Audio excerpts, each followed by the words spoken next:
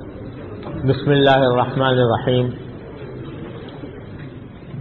الحمد للہ رب العالمین والصلاة والسلام علی سیدنا و مولانا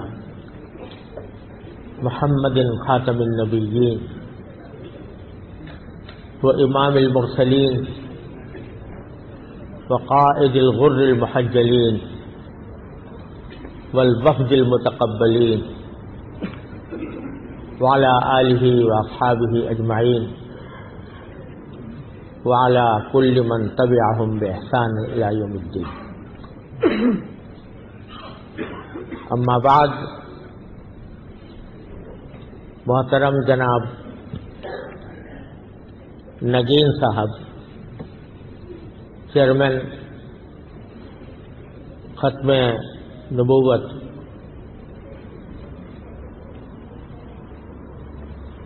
نبوت ٹرسٹ، حضرت علامہ خالد محمود صاحب دامت برکاتکم، حضرت مولانا فیاض الحسن صاحب اور معزز علماء کرام اور میرے انتہائی قابل احترام حاضرین، السلام علیکم ورحمۃ اللہ تعالی وبرکاتہ.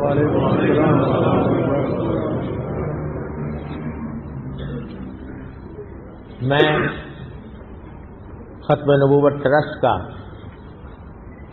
تہہ دل سے ممنون ہوں کہ انہوں نے مجھے اس عظیم الشان کانفرنس میں حاضر ہونے کا موقع فراہم فرمایا، اور آج آپ حضرات کے اس عظیم اجتماع کو دیکھ کر الحمدللہ دل مسرت سے لبریز ہے، اور خاص طور سے اس بنا پر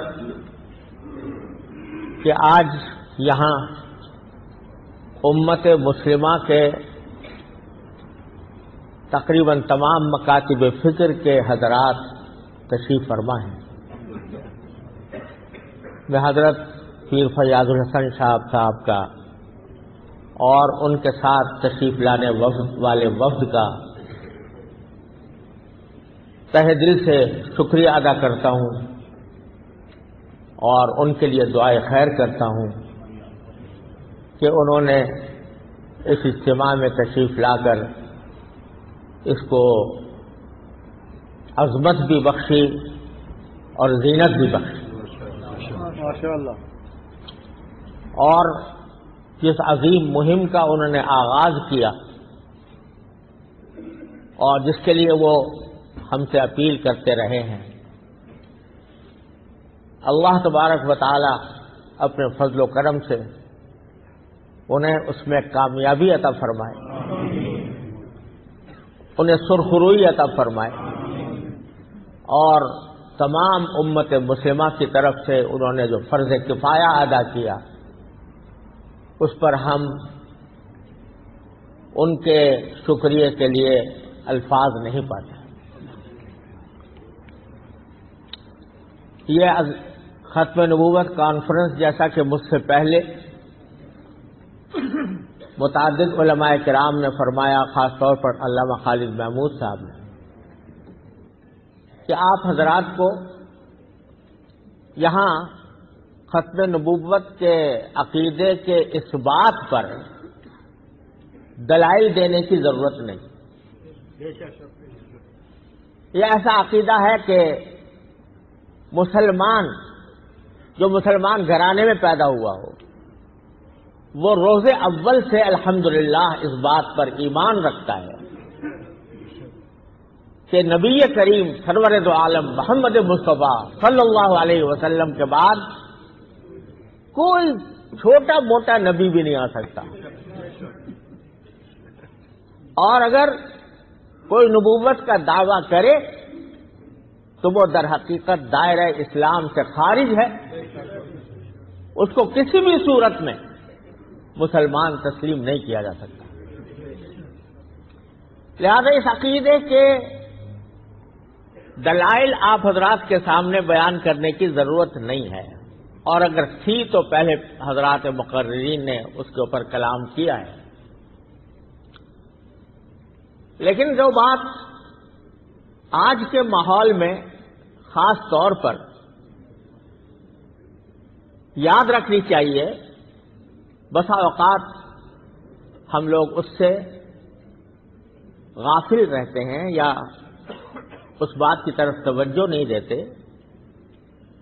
کہ آج وہ لوگ جو ایک جھوٹی نبوت کے متبع اور پیروکار ہیں، وہ دنیا کے سامنے اپنے آپ کو مظلوم بنا کر پیش کر رہے ہیں،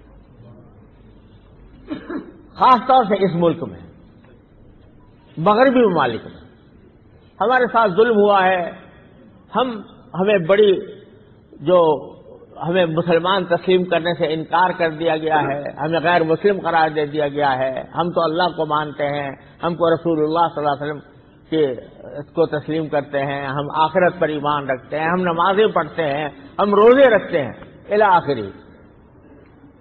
اور یہ بات جو ناواقف لوگ ہیں ان کو بسا اوقات کچھ اپیل کر جاتی ہے کہ بھئی ہمیں تو کوئی خاص فرق نظر نہیں آ رہا، جیسی وہ نماز پڑھتے ہیں ایسے، جیسے مسلمان نماز پڑھتے ہیں یہ بھی پڑھتے ہیں، رمضان میں وہ روزے رکھتے ہیں ہم بھی رکھتے ہیں۔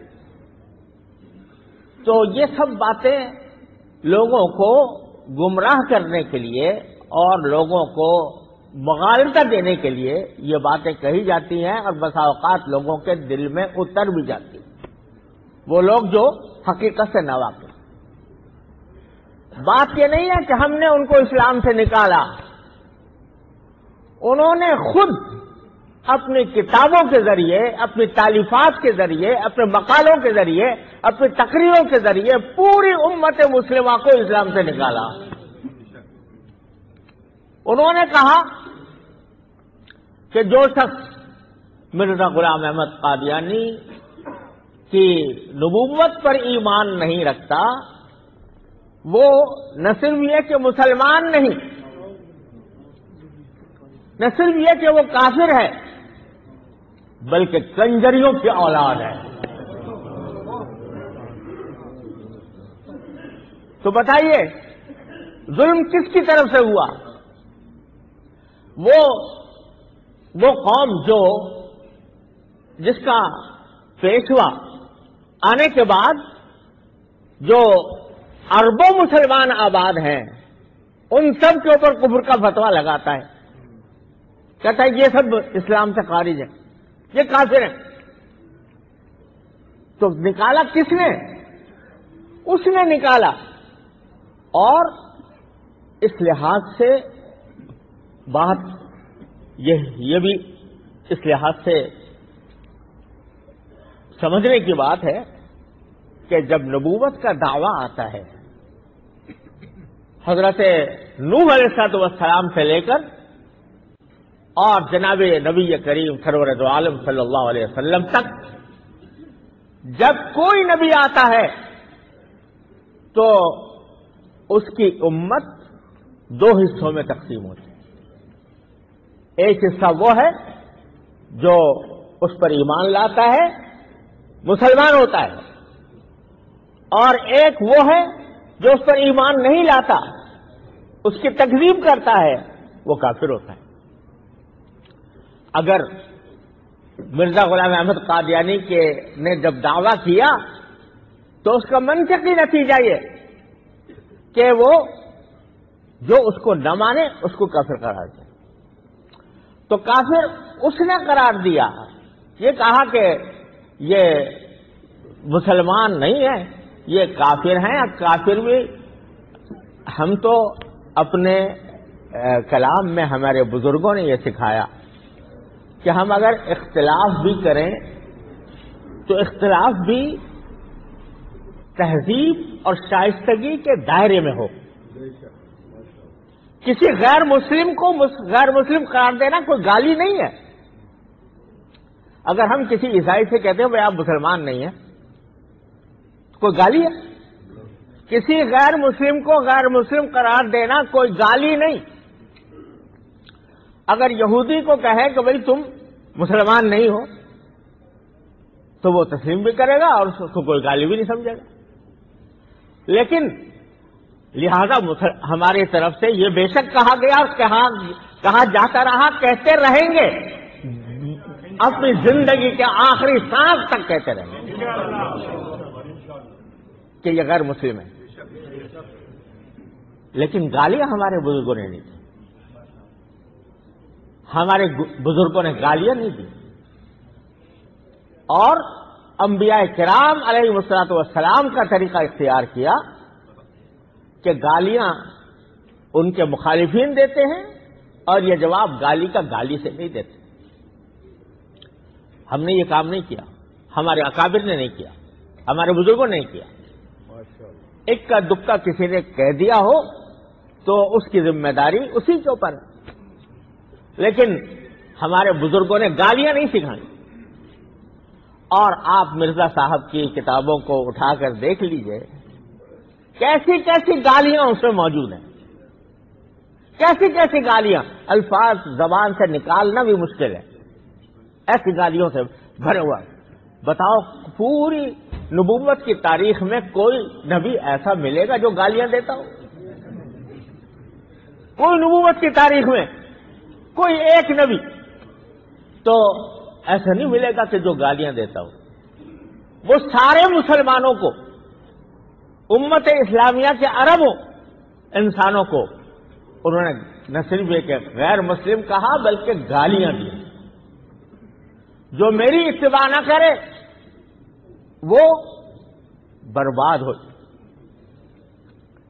آج تک کسی نبی نے بد دعا نہیں دی اپنی امت کو. نبی کریم صلی اللہ علیہ وسلم نے بد دعا اگر دی تو اس کے کفر کی وجہ سے نہیں، بد دعا اگر دی تو اس کے ظلم کی وجہ سے. کفر الگ چیز ہے، ظلم الگ چیز ہے. کسی کافر کو، غیر مسلم کو آپ نے اس کے غیر مسلم ہونے کی بنا پر بد دعا نہیں دی. وہ تو دعا یہ دی، اللہم اہد قومی فانہم لا یعلمون. یا اللہ میری قوم کو ہدایت دے دے، یہ بیچارے نادان ہیں. یہ دعائیں دی سرکار دو عالم صلی اللہ علیہ وسلم. اور اگر بد دعا دی تو ان کو جنہوں نے ظلم کیا، جھوٹ بول کر، دھوکہ دے کر مسلمانوں کو شہید کیا، ان کے خلاف بے شک بد دعا دی رسول کریم صلی اللہ علیہ وسلم. لیکن کسی کو غیر مسلم ہونے کی بنیاد پر آج تک پوری سیرت طیبہ میں کہیں آپ کو نہیں ملے گا کہ بد دعا. گالی دینا تو درکنار، بد دعا نہیں دی. جنہوں نے آپ کو زخمی کیا، آپ کے گھٹنے لہو لہان کیے اور آپ کی جسم میں جو باتیں نہیں مانی، پتھر برسائے، گنڈوں کو ان کے پیچھے چھوڑ دیا، ان کے بارے میں ملک الجبال آ کر کہتا ہے کہ اگر آپ چاہیں تو میں ان پہاڑوں کو ایک طرح ملا دوں کہ یہ بستی ختم ہو جائے، تباہ و برباد ہو جائے. رحمت للعالمین صلی اللہ علیہ وسلم نے اس وقت جب کہ گھٹنوں سے خون بہ رہا ہے، اس وقت جب کہ کوئی ٹھکانہ دینے کو تیار نہیں ہے، اس وقت جس کے بارے میں حضرت عائشہ سے آپ نے فرمایا کہ میرے اوپر سب سے سخت دن وہ گزرا تھا طائف کے سفر کے واپسی کے اوپر. اس وقت ملک الجبال آ کر کہتا ہے کہ اگر آپ چاہیں تو پہاڑوں کو ملا کر ان سب کو فنا کر دوں. اس وقت رحمت العالمین صلی اللہ علیہ وسلم کیا فرماتے ہیں کہ میں یہ نہیں چاہتا. ہو سکتا ہے کہ ان کی نسلوں میں کوئی مسلمان پیدا ہو جائے، کوئی توحید کا متوالا پیدا ہو جائے اور اس کے ذریعے اللہ تعالیٰ دین پھیلا دے، اس لیے میں ان کو ختم کرنا نہیں چاہتا. آج ہم اور آپ جو مسلمان بیٹھے ہیں وہ اس وجہ سے رحمت للعالمین صلی اللہ علیہ وسلم کے اس اقدام کی وجہ سے بیٹھے ہیں. کیوں؟ ہم آپ مسلمان ہوئے محمد بن قاسم کے ذریعے. اللہ تعالیٰ نے اس کو سندھ بھیجا. وہ محمد بن قاسم کون سے قبیلے سے تعلق رکھتا تھا؟ قبیلہ ثقیف سے، جو طائف کا قبیلہ تھا۔ طائف کے قبیلے کے لیے آپ نے یہ دعا فرمائی تھی، باوجود کہ انہوں نے پتھر برسائے، لیکن دعا یہ فرمائی تھی کہ شاید ان کے نسلوں سے ایسا پیدا ہو۔ محمد بن قاسم اللہ نے پیدا کر دیا۔ آج ہم سب یہ جو بر صغیر کے مسلمان ہیں، سب اسی وجہ سے مسلمان بیٹھے ہیں کہ محمد بن قاسم وہاں پر آیا تھا اور سرکار دو عالم صلی اللہ علیہ وسلم یہ دعا، یہ امید ظاہر فرمائی۔ تو ہمارا نبی، ہمارا حبیب صلی اللہ علیہ وسلم، وہ تو رحمت للعالمین ہے۔ اس کے ہاں گالیوں کا کوئی تصور نہیں، اس کے ہاں نفرت کا کوئی تصور نہیں، اس کے ہاں بلا وجہ تشدد کا کوئی تصور نہیں، اس کے ہاں بددعا کا تصور نہیں۔ لیکن جو اللہ بچائے، اللہ تعالی حفاظت فرمائے، جو یہ کہتا ہے کہ محمد رسول اللہ صلی اللہ علیہ وسلم کا میں عکس ہوں،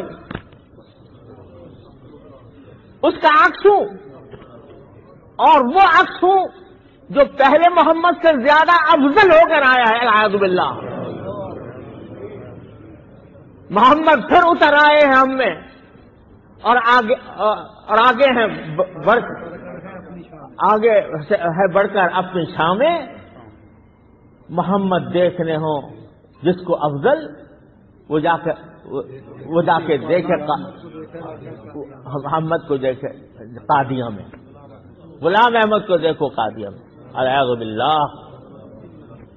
اربعین میں، کتاب اربعین میں کہتا ہے کہ نبی کریم سرور دو عالم صلی اللہ علیہ وسلم کے زمانے میں دین جو ہے وہ پورا نہیں ہوا تھا،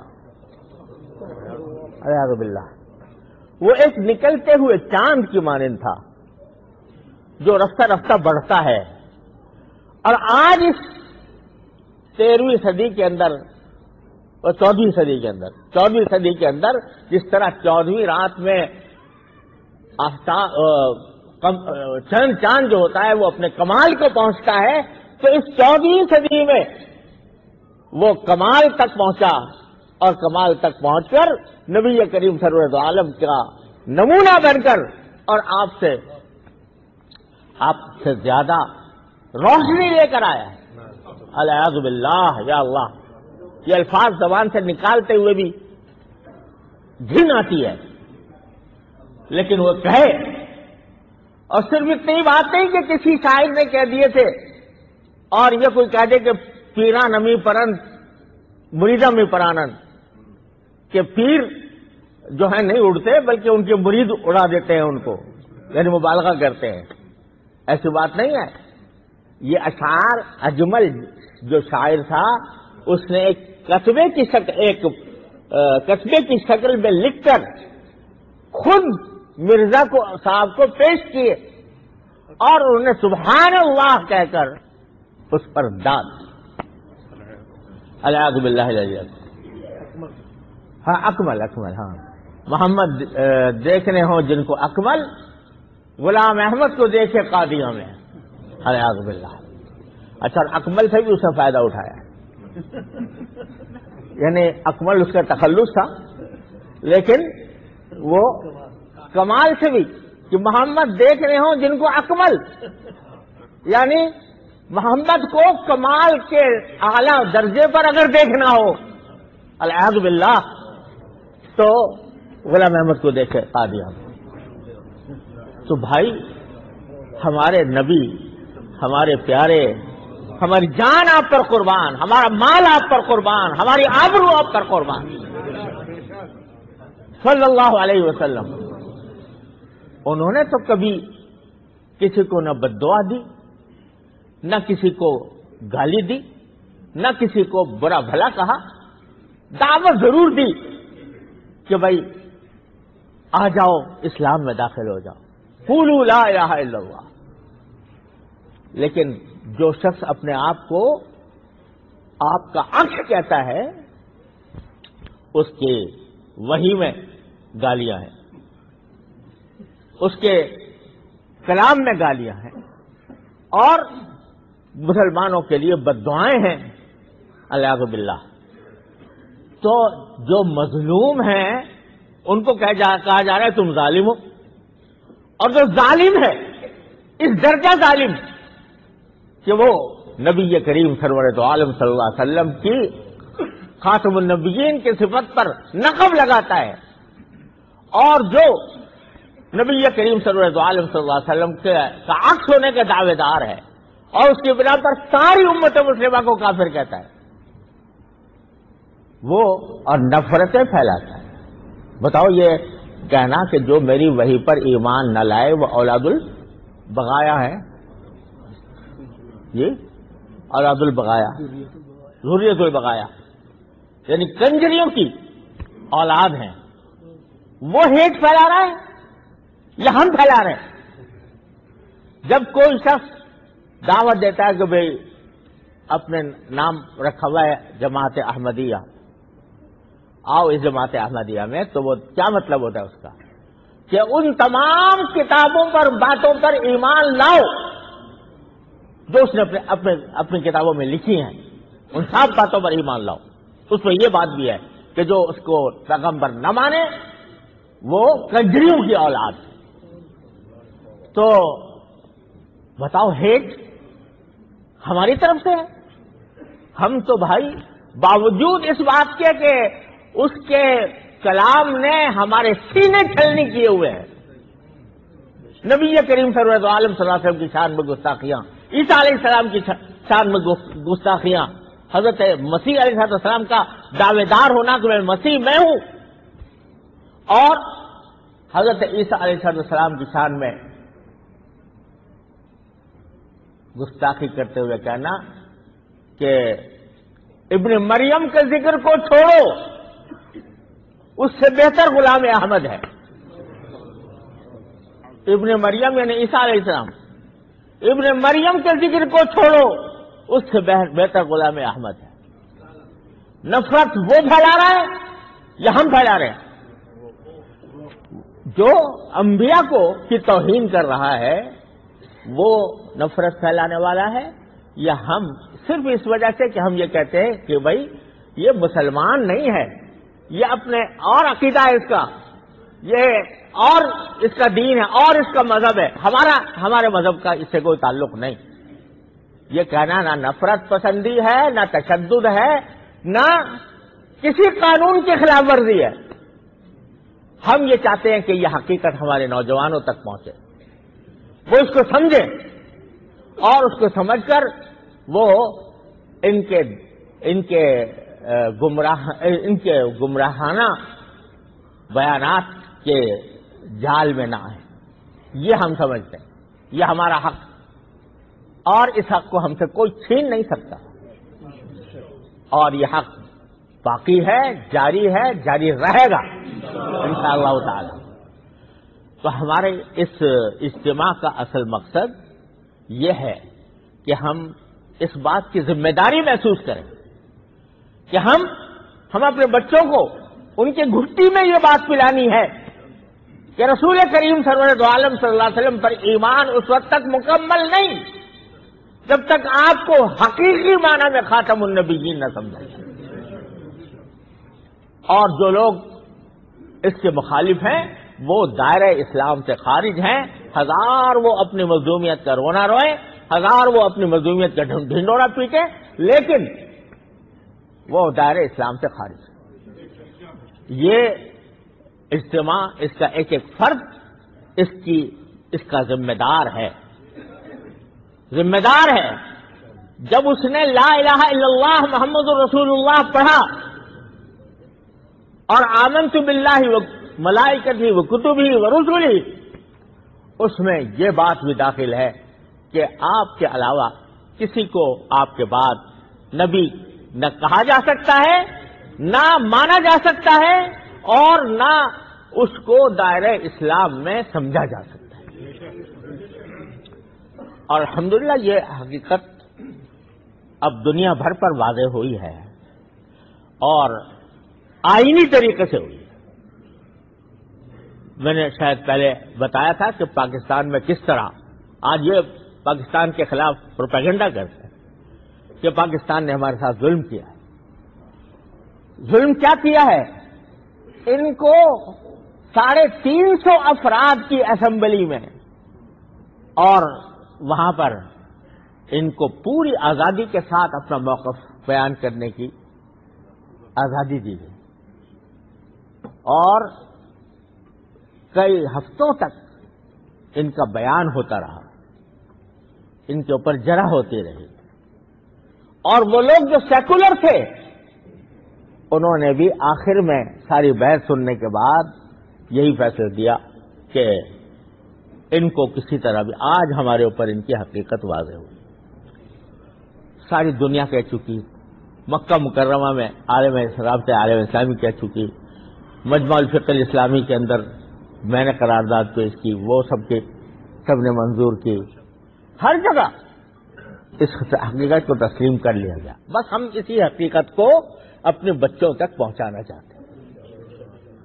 کسی تشدد کے بغیر، کسی نفرت انگیزی کے بغیر ہم اس کو پہنچانا چاہتے ہیں، اس کے لیے ہم آج جمع ہوئے ہیں۔ اور بھائی اللہ تبارک و تعالیٰ نے یہ ایک موقع فراہم فرمایا کہ مرزا غلام احمد قادیانی کے کتابوں کے جواب میں اور اس کے دعوے کے جواب میں جن علماء کرام نے کتابیں لکھی وہ کسی ایک مسلک سے لوگ تعلق نہیں رکھتے۔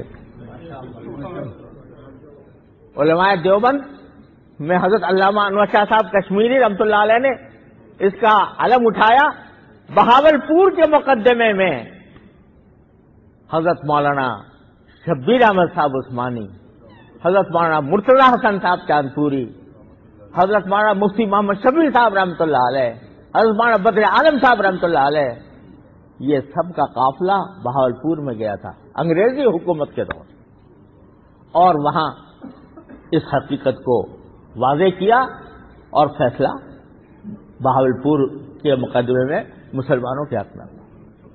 حضرت گولڈن شریف کے پیر بہر علی شاہ صاحب رحمت اللہ تعالی علیہ، انہوں نے مسکت کتابیں لکھی اور انہوں نے دلائل کے ڈھیر لگا دیے، اور اس درجہ کہ مرزا نے ایک پوری کتاب حضرت پیر صاحب رحمۃ اللہ علیہ کے جواب میں لکھنے کی کوشش کی، تحفہ گولڈویہ۔ تو جو بریلوی مسلک سے تعلق رکھنے والے حضرات تھے وہ اپنے محاذ کے اوپر، علمی محاذ پر ڈٹ کر انہوں نے مقابلہ کیا۔ اہل حدیث حضرات میں حضرت مولانا ثناء اللہ صاحب رحمت اللہ علیہ، غرض تمام مسالک کے علماء نے اس وقت سے باتفاق و اتحاد، اور یہ تحریک ختم نبوت جو سن 1953 میں چلی اور پھر اس کے بعد سن 1974 میں، اس میں سارے مسالک کے علماء ایک ہی سٹیج پر، ایک ہی صف، یک زبان ہو کر جمع تھے۔ آج ہماری خوش قسمتی ہے الحمدللہ، کل ہم نے ہمارے حضرت پیر فیاض اللہ شاہ صاحب سلطان باہو ٹرسٹ کے ذمہ دار، ان سے اور ان کے رفقا سے ہماری ملاقات ہوئی، اور انہوں نے بڑے ہی جذبہ ایمانی کے ساتھ اور اپنے اکابر کی یاد تازہ کرتے ہوئے انہوں نے یہ فرمایا کہ ہم دل و جان سے اس کانفرنس میں شریک ہوں گے، اور نہ صرف اس کانفرنس میں شریک ہوں گے بلکہ آئندہ ہم ایک ایسی باڈی بنائیں گے جس کے اندر تمام مسالک اکٹھے ہوں اور اپنے اس حق کے تحفظ کے لیے پورا کردار ادا کریں گے۔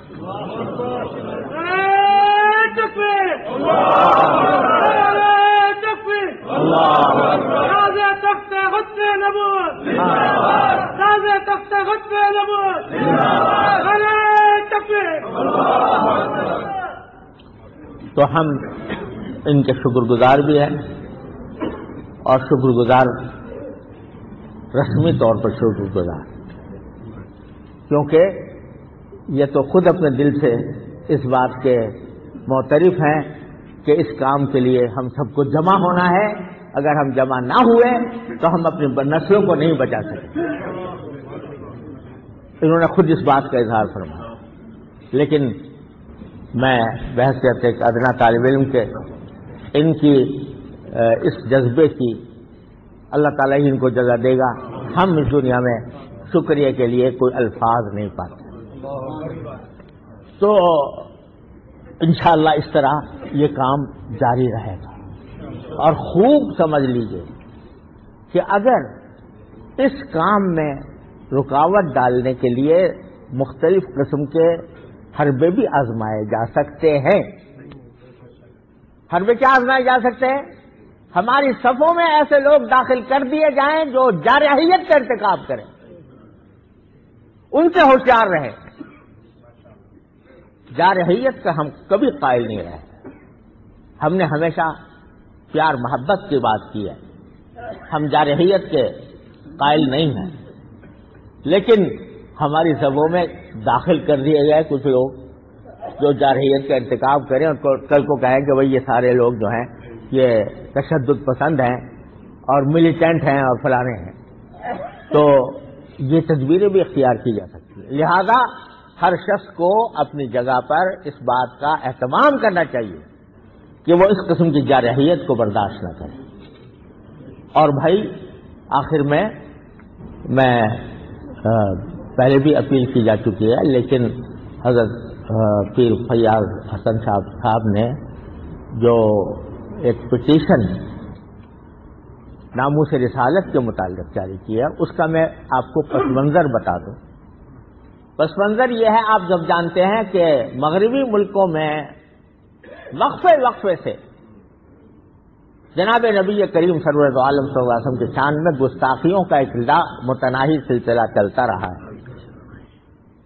ہم ہمیشہ سے مطالبہ کرتے رہے اور ہمارے پچھلے دنوں OIC جو مسلمانوں کی تنظیم ہے اس میں ہمارے موجودہ وزیر اعظم عمران خان صاحب نے بہت جذباتی اور بہت ہی مدلل تقریر بھی کی اور اس میں یہ کہا سارے مسلمان ملکوں سے کہ ہم پر یہ فرض ہے کہ ہم اقوام متحدہ کے ذریعے ایسے قانون بنوائیں، بین الاقوامی قانون، کہ جس میں نبی کریم سرور عالم صلی اللہ علیہ وسلم کی اور کسی بھی پیغمبر کی توہین کا کو جرم قرار دیا، قابل سزا جرم قرار دیا. اب وہ OIC کب یہ کام کرتی ہے اللہ ہی بہتر جانتا ہے. لیکن حضرت پیر صاحب نے ماشاءاللہ یہاں پر یہاں کی پارلیمنٹ میں یہ قانون منظور کرانے کے لیے ایک پٹیشن تیار کی ہے کہ جس میں پارلیمنٹ سے مطالبہ کیا گیا ہے کہ وہ اس موضوع پر قانون سازی کرے. اور یہاں کے بظاہر یہاں کی روایت یہ ہے کہ 1 لاکھ دستخط اگر پٹیشن پر ہو جائیں، ایسی پٹیشن پر جس کو بنیادی طور پر پارلیمنٹ نے جس کی اجازت دی ہو، تو اجازت مل گئی ہے اور اس کے تحت اب پٹیشن تیار کی گئی ہے. 1 لاکھ اس پر دستخط ہونے ہیں. تو میں کیا اپیل کروں؟ کسی مسلمان سے اپیل کرنی چاہیے. مسلمان کا ذاتی فرض ہے، فرض عین ہے اس کے اوپر، فرض عین ہے اس کے اوپر کہ وہ اس کے اوپر دستخط کرے. اگر 10 تاریخ جو ہے 10 جولائی وہ آخری تاریخ، اس وقت تک اگر 1 لاکھ دستخط نہ ہو پائے تو ہمارے لیے ڈوب مرنے کا موقع. لیکن میں امید رکھتا ہوں کہ انشاءاللہ ہوں گے، ضرور ہوں گے.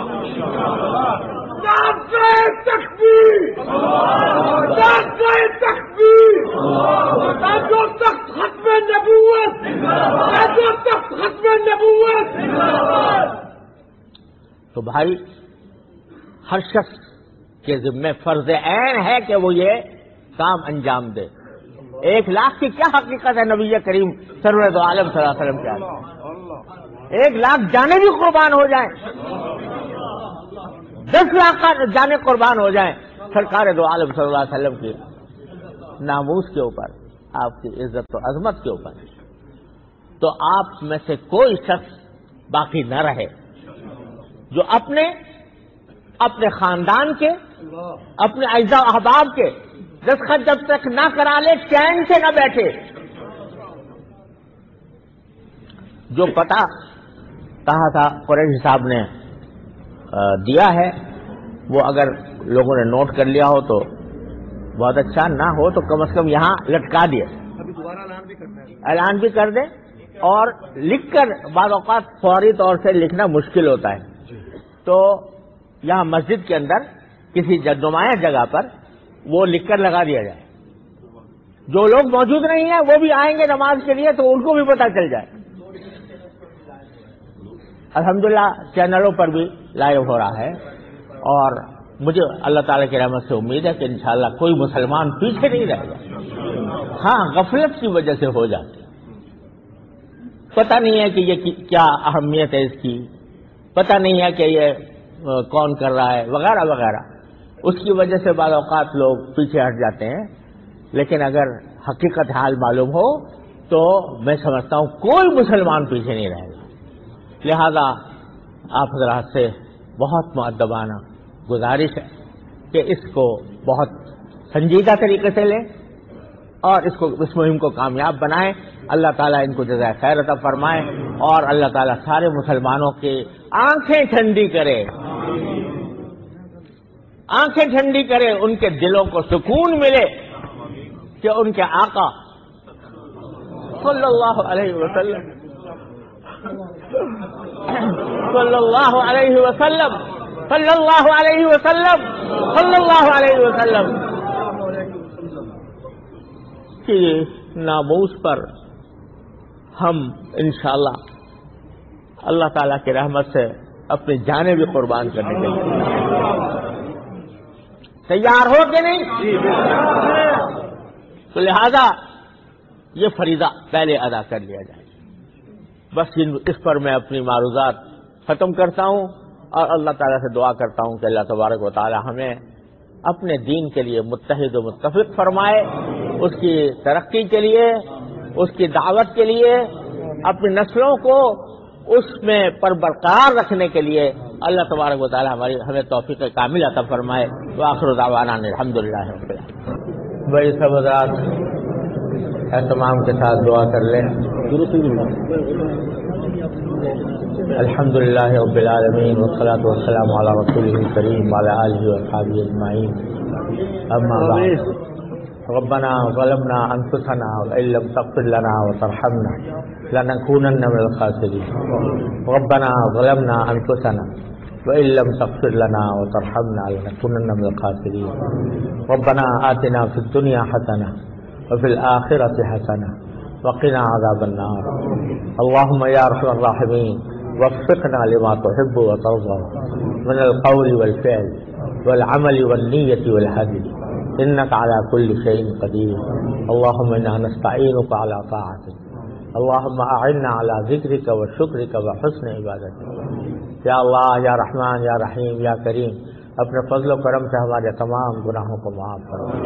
یا اللہ، ہمارے تمام چھوٹے بڑے، اگلے پچھلے، خفیہ علانیہ، ہر طرح کے گناہوں کو اپنے رحمت سے معاف فرما۔ یا اللہ، ہماری خطاؤں سے درگزر فرما۔ یا اللہ، ہماری شامت اعمال کو دور فرما دے۔ یا اللہ، مسلمان ہر جگہ، ہر مقام پر اے اللہ مسلسل مصائب اور آلام کا شکار ہے۔ یا اللہ، اپنی کثرت کے باوجود، کثرت وسائل کے باوجود اے اللہ مسلمان مسائل کا شکار ہے۔ اے اللہ، اپنے رحمت سے ہماری شامت، یہ ہماری شامت اعمال ہے، شامت اعمال کو دور فرما دے۔ یا اللہ، شامت اعمال کو دور فرما دے۔ یا اللہ، شامت اعمال کو دور فرما دے۔ اللهم اغفر للمؤمنين والمؤمنات والمسلمين والمسلمات الأحياء منهم والأموات، اللهم أصلحهم وأصلح ذات بينهم واجعل في قلوبهم الإيمان والحكمة وثبتهم على ملة رسولك وأوزعهم أن يشكروا نعمتك التي أنعمت عليهم وأن يوفوا بعهدك الذي عاهدتهم عليه. یا اللہ، یا رحمان، یا رحیم، یا کریم، ہم آپ کے بندے ہیں، آپ کے نبی کریم صلی اللہ علیہ وسلم کے امتی ہیں. اے اللہ، ہمیں اپنے دین پر ثابت قدم رکھ. اے اللہ، ہماری نسلوں کی حفاظت فرما، ہماری اولادوں کی حفاظت فرما، ہمارے نوجوانوں کی حفاظت فرما. یا اللہ، ان کے عقیدوں کی بھی حفاظت فرما، ان کے اعمال کی بھی حفاظت فرما. یا اللہ، ہم سب کو اعمال صالحہ کی توفیق عطا فرما. یا اللہ، ہمارے گناہوں سے درگزر فرما اور آئندہ گناہوں سے محفوظ رکھنے کی توفیق عطا فرما. یا اللہ، آپ کی توفیق کے بغیر ہم محفوظ نہیں رہ سکتے. اے اللہ، اپنے رحمت سے توفیق عطا فرما دے، اپنے فرائض اور واجبات کی ادائیگی کی توفیق عطا فرما. اے اللہ، گناہوں سے بچنے کی توفیق عطا فرما. یا اللہ، ہر طرح کے گناہوں سے ہماری حفاظت فرما، آنکھوں کے گناہوں سے، اے اللہ زبان کے گناہوں سے، اے اللہ کانوں کے گناہوں سے، اے اللہ ہماری حفاظت فرما. اے اللہ، ہمارے معاشرے میں، مسلمانوں کی کمیونٹی میں، یا اللہ اپنے دین کو رچانے اور بسانے کی توفیق عطا فرما. یا اللہ، ہمارے اخلاق بھی یا اللہ نبی کریم صلی اللہ علیہ وسلم کی سیرت کے مطابق بنا دے. یا اللہ، ہمارے اعمال بھی آپ کی سنت کے مطابق بنا دے. یا اللہ، ہمارے معاملات بھی آپ کی شریعت کے مطابق بنا دے. یا اللہ، ہمیں دین کے تمام عقائد کی یا اللہ حفاظت کی توفیق عطا فرما. نبی کریم سرور دو عالم محمد مصطفیٰ صلی اللہ علیہ وسلم کی حقیقی محبت ہمیں عطا فرما. یا اللہ، اسی محبت کو ہمیں زندگی عطا فرما، اسی پر موت عطا فرما. یا اللہ، ہر طرح کے شر سے اور نبی کریم صلی اللہ علیہ وسلم پر اور آپ کی شریعت پر، آپ کی سنت پر جو چاروں طرف سے یا اللہ حملے ہو رہے ہیں، یا اللہ اپنی رحمت سے ان کا جواب دینے کی، ان کا مکمل دفاع کرنے کی ہمیں توفیق کامل عطا فرما. اے اللہ، اے اللہ، اے اللہ، ہماری ذریتوں کی حفاظت فرما، ہماری اولادوں کی حفاظت فرما. یا اللہ، ہماری نسلوں کی حفاظت فرما. یا اللہ، تمام حاضرین کو ان کے تمام جائز مقاصد میں کامیابی عطا فرما. یا اللہ، جو مرد حضرات، جو خواتین حضرات اس میں خواتین جس یہاں پر شریک ہیں، اے اللہ ان سب کی دلی مرادوں کو پورا فرما. یا اللہ، ان میں جو لوگ بیمار ہیں، جو ان کے متعلقین کے لوگوں میں جو بیمار ہیں، انہیں شفا کامل و عاجل عطا فرما. جو تنگ دست ہیں، ان کی تنگ دستی کو دور فرما. جو اور کسی طرح پریشان ہے، اپنی رحمت سے ان کی پریشانیوں پر رفع فرما دے. یا اللہ، یا رحمان، کسی حاجت کو اے اللہ رد نہ فرما، اپنی رحمت سے ساری حاجتیں ہماری پوری فرما دے. یا اللہ، ہمیں دین کی صحیح سمجھ عطا فرما، اس پر استقامت عطا فرما، اس پر عمل کی توفیق عطا فرما، اس پر استقامت عطا فرما. اے اللہ، اپنی رحمت سے اپنے دین ہی کے اوپر ہمیں زندہ رکھ اور دین ہی پر ہمیں موت عطا فرما. اے اللہ، یا رحمان، یا رحیم، ہمیں غیر مسلموں کے سامنے بھی اے اللہ اپنے سیرت و کردار کا ایسا نمونہ پیش کرنے کی توفیق عطا فرما جو ان کے اوپر اسلام کی حقیقت واضح کرے. یا اللہ، جو غلط فہمیاں ان کے دلوں میں اسلام اور مسلمانوں کے بارے میں پیدا ہو گئی ہیں، اے اللہ ہمیں اپنے عمل سے ان کو دور کرنے کی توفیق عطا فرما. یا اللہ، جن جن لوگوں نے ہم سے دعا کی، فرمائش کی ہے، اللہ ان سب کی دلی مرادوں کو پورا فرما، ان کی دلی مرادوں کو پورا فرما. اور یا اللہ، اپنی رحمت سے ہمیں جو کچھ دعائیں نبی کریم صلی اللہ علیہ وسلم نے مانگی ہیں، یا اللہ ہم آپ سے سب دعائیں آپ سے مانگتے ہیں، وہ ساری دعائیں قبول فرما. ربنا تقبل منا انك انت السميع العليم وتب علينا انك انت التواب الرحيم. وصلى الله تعالى على خير خلقه سيدنا ومولانا محمد وعلى آله واصحابه اجمعين. آمين برحمتك يا